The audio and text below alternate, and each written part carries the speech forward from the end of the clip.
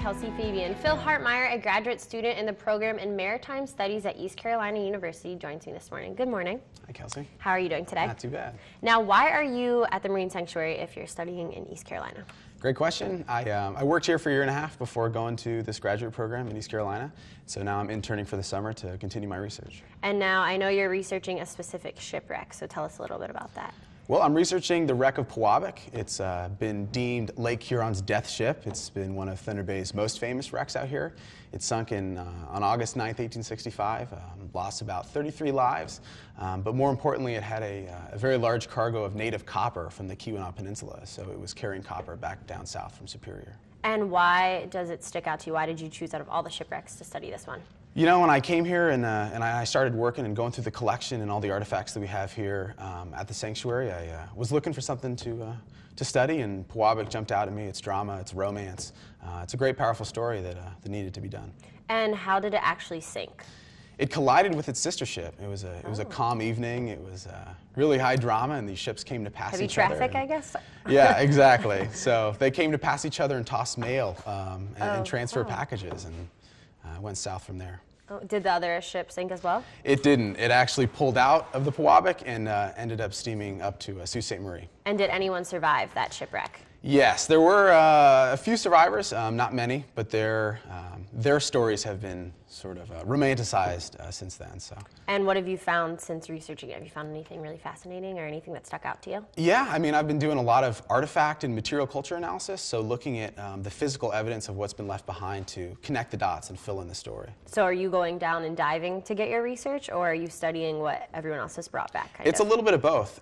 We just did our first dive on Pewabic this past Saturday, and it helped answer a lot of questions about its construction, why it was important to the archaeological community and shipbuilding, but also I've been looking at artifacts and things that have already been brought to the surface. Now, will you take this back when you go back to school? Do you have to present this or do something on it, or is this just for your own research, just to get a hands-on in the field? Yeah, you know, this is my graduate thesis, so this is going to be part of a multi-year research project that I'm going to be presenting to graduate from this master's program. Okay. And out of other shipwrecks in Thunder Bay, do you have another one that stands out to you that you really like? Yeah, you know, there's a bunch out here in Thunder Bay. I'd happen to be partial to Grecian. Grecian was a big steel bulk freighter that crashed out here in the early 1900s. So plenty of shipwrecks. I love them all, but Pewabic happens to be my favorite. And why do you keep coming back to Alpena? I know you said you were here for a year and a half. You said you'd like to return. Why Alpena? I can't leave. They can't get rid of me here, unfortunately. I love the place. I love the shipwrecks. It's an incredible place. The sanctuary is an awesome place for what we like to do. So it's really hard to stay away for too long. So you're hoping for your return after you go back next week? I sure hope so. And now you guys at the sanctuary, you have something coming up tonight, right? We do.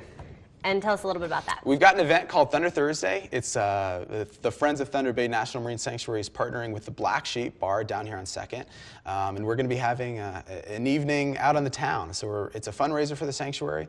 There's going to be beer specials, and we're going to have maritime games, and come on down and talk shipwrecks with some of our sanctuary staff, and it's going to be a good time. And now it's free admission, right? But you guys will have things for sale, and that will go towards the sanctuary. Absolutely, yeah. Everything is business as usual, but it's going to be geared towards promoting the sanctuary and letting us talk to people about shipwrecks and what we love to do. And it's from 5 to 7? 5 to 7 tonight. Okay.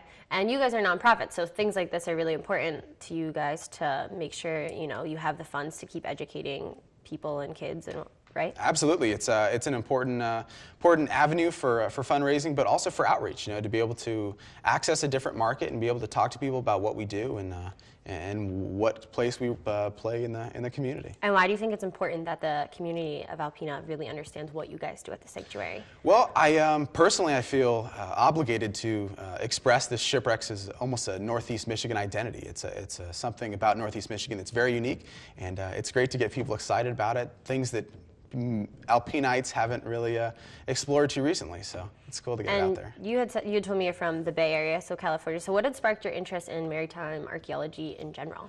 Well, it started as a kid. I started reading shipwreck stories, and I got really interested in travel with my parents, and archaeology came secondhand from that, visiting places all over the world, and I loved the water and ended up putting the two together, and it sparked this interest in Great Lakes history. Had you visited Alpena prior to living here for a year and a half, or you just up and moved and said, this is what I'm going to do? Yeah. Thunder Bay is a destination for heritage enthusiasts and archaeologists like myself. So, you know, I had my sights set on here. I met a couple people along the way that knew people who worked here, and they said this is a place that you got to go check out. And packed my bags and drove out here. So And here you are. Here I am. All right, well, thank you so much. And so if you'd like to help out the Marine Sanctuary, go to the Black Sheep tonight from 5 to 7. It's free admission, but you must be 21 or over to attend, correct? Correct. Okay.